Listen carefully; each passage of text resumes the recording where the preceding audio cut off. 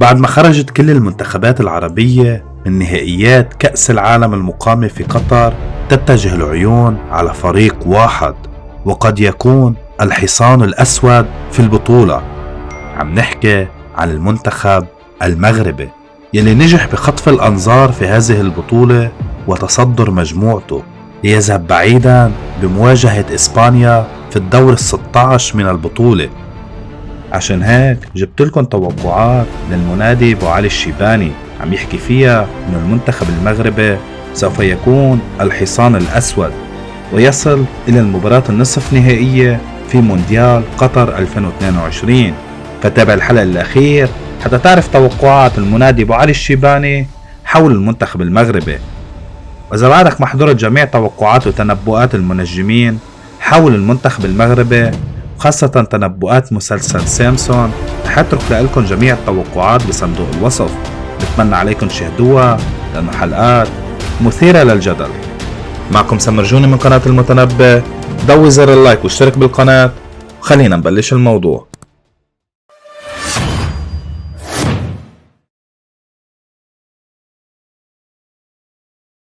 المنتخب الوطني المغربي تأسس في 19 أكتوبر من العام 1957 ولعب مباراته الأولى ضد العراق وانتهت بالتعادل 3-3، وهو منتخب عضو في الاتحاد الدولي لكرة القدم الفيفا والاتحاد الأفريقي لكرة القدم.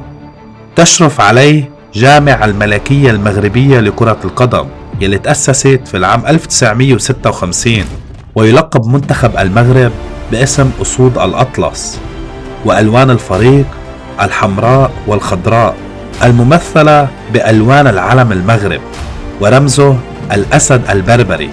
وآخر تصنيف للفيفا للمنتخب المغربي كان في شهر أغسطس من العام 2022 حيث صنف بالمركز 23 دوليا.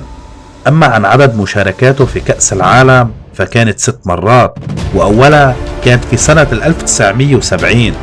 أفضل نتيجة حققها كانت وصوله للدور ال16 في نسخة كأس العالم من العام 1986 حتى ليعيد الكرة وينجح المنتخب المغربي بتصدر مجموعته ب7 نقاط والذهاب لمقابلة منتخب إسبانيا في الدور ال16 من نهائيات كأس العالم قطر 2022.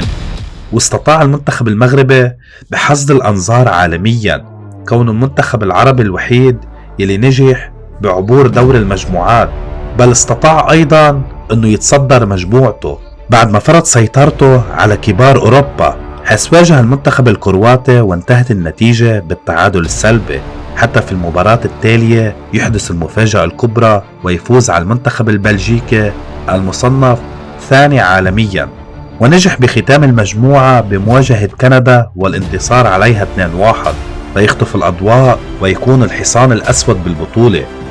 بعيدا عن كل التحليلات الفنية والرياضية، فأطل المنادي أبو علي الشيباني بإحدى الحلقات وفجر مفاجآت جديدة حول مونديال قطر، حيث بيقول المنادي أن المنتخب عربي سوف يكون في المربع الذهبي، وهذا المنتخب هو أفريقي عربي.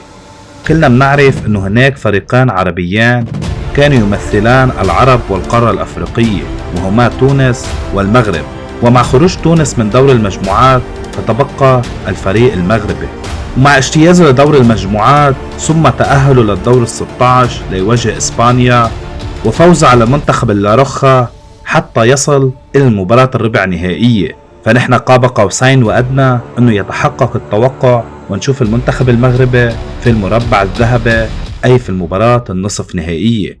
وبضيف وبقول المنادي أن المنتخب العربي سوف يكون حديث العالم، وما نراه سوف يكون جديد على العالم العربي، وربما يكون مفاجأة المونديال، وقد نراه بين فائز ووصيف. وبحسب تحليل المحللين فبقولوا أنه أبو علي الشيباني كان بيقصد أن المنتخب المغربي سيصل للمباراة النصف نهائية وقد يصل إلى المباراة النهائية، وأيضا أن المغرب سوف يحصد المراكز الأول الثلاث، يعني ممكن أن يكون المركز الأول ويفوز بكأس العالم، أما الوصيف أما يفوز بالمنافسة ويحصل على المركز الثالث. من القلب نتمنى للفريق المغربي استكمال نجاحه ويصل إلى المباراة النهائية، لأنه فعلا كان فخر العرب ورفع رأس العرب عاليا. اعطينا رأيك بخانة التعليقات، هل فعلا بتشوف أن المنتخب أسود الأطلس قادرين للذهاب بعيدا في هذه البطولة؟ وهل حينجح المنتخب المغربي بتخطي إسبانيا والذهاب بعيدا لأول مرة يكون منتخب عربي يصل إلى الدور ربع النهائي؟ شاركنا برأيك بخانة التعليقات. وإذا بحب تحضر توقعات جميع المنجمين حول موضوع توقعات وتنبؤات المنتخب المغربي، رح اترك لكم جميع التوقعات بصندوق الوصف. بتمنى عليكم تحضروها وتشتركوا بالقناة. وهذا كان كل شيء، بشوفكم بحلقة الجاي.